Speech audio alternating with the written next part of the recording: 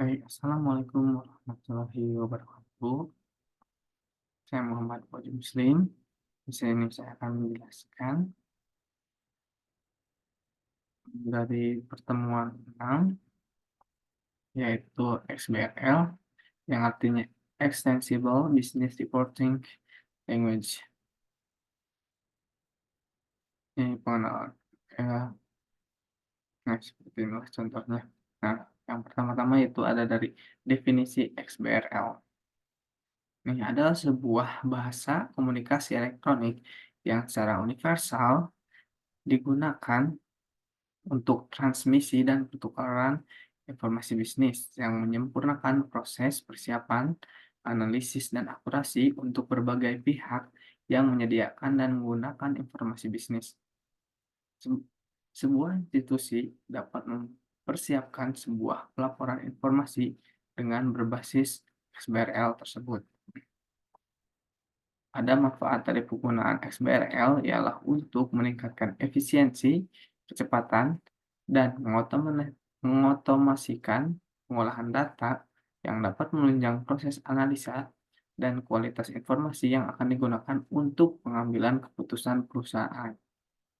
Nah, XBRL saat ini telah digunakan dalam proses pelaporan di berbagai sektor termasuk perbankan, asuransi, regulator sekuritas, data provider, dan perpajakan.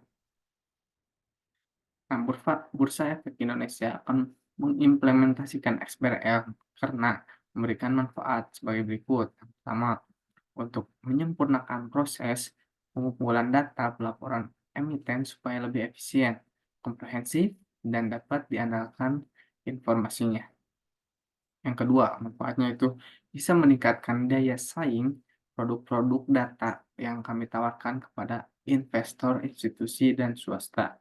Yang ketiga, dapat memperkokoh keterbukaan dan keutuhan informasi pasar, modal, serta meningkatkan pelayanan untuk semua konsumen informasi pasar modal atau saham.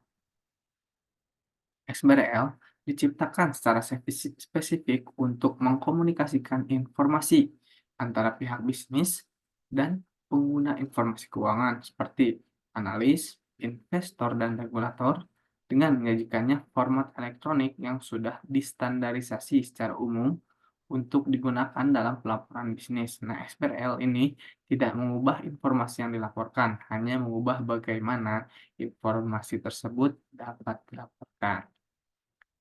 Ini ada contoh gambar dari alur singkat pengembangan pelaporan berbasis XBRL regulator pada taksonomi IDS pada emiten, lalu hasilnya instant dokumen. Lalu bagaimana sih XBRL bekerja? Nah, tujuan utama XBRL adalah bagaimana sebuah bisnis data dan data keuangan dapat digunakan dengan mudah dipertukarkan dibandingkan dengan tanpa adanya kendala bahasa dan standar akuntansi. Lalu XBRL bekerja dengan membuat suatu tanda atau disebut tag yang dapat diidentifikasi atau dikenal untuk setiap data dan data tertentu yang spesifik. Tag ini dengan mudah dapat dibaca oleh komputer sehingga data dapat diidentifikasi dalam bahasa apapun.